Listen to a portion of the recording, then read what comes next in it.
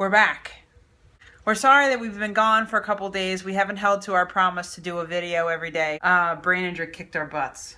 It almost kicked our butts tonight too. I spent the entire day dealing with taxes, essentially preparing to pay them.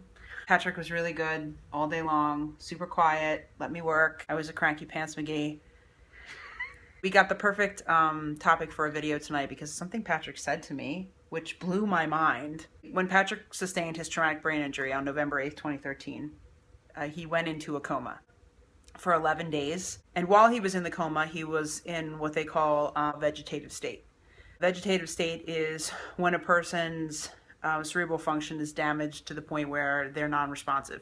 They don't respond to verbal cues, they don't respond to visual cues, they don't really open their eyes, and if they do open them, there's no awareness of what they're looking at. They may move, but it's typically considered non-purposeful movement, and that's how he was in the coma.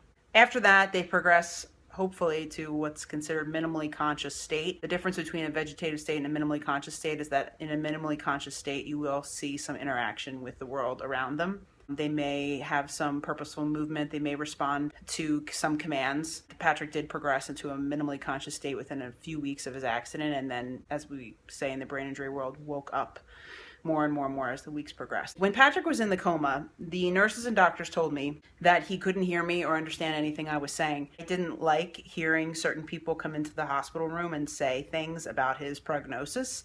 Like he was never going to wake up, talk about sending him to a nursing home, talk about whether he'd want to live that way. It all made me very uncomfortable because I've always been under the impression that people can hear in comas.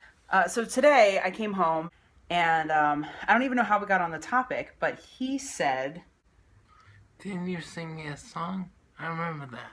Like, what? I remember the song. It's a Radiohead song from back in the day.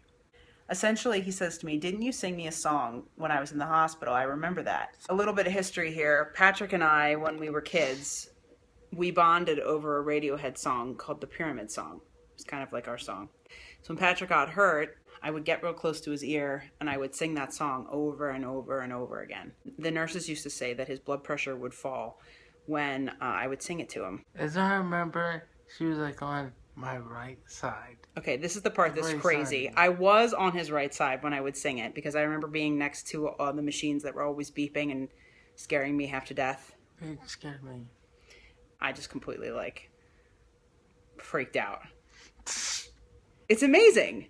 We just wanted to share that story with you guys because there are probably people watching this video who are going through the initial stages of traumatic brain injury and they're wondering, can my loved one hear me? I would assume that they can because there's no way for him to have known that except to have been able to hear me. And how do I know that things like that aren't what brought him back? So if you have someone who's in a coma that you love, please bear that in mind. Sing to them, talk to them, and don't let people say negative, terrible things in front of them.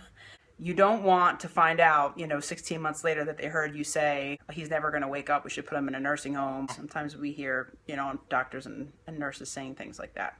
I'm just so flabbergasted that he remembers that. I could just cry. It's so beautiful. Just bear in mind, like I said, vegetative to minimally conscious to awake, and you don't really know what's going on inside their heart and soul. So whatever doctors tell you, it doesn't mean that they can't hear you. Oh, lie to you. Chuck always thinks that. Oh, I love him. I love him. He's the cutest thing. He's so cute when he talks about how I sang Radiohead to him.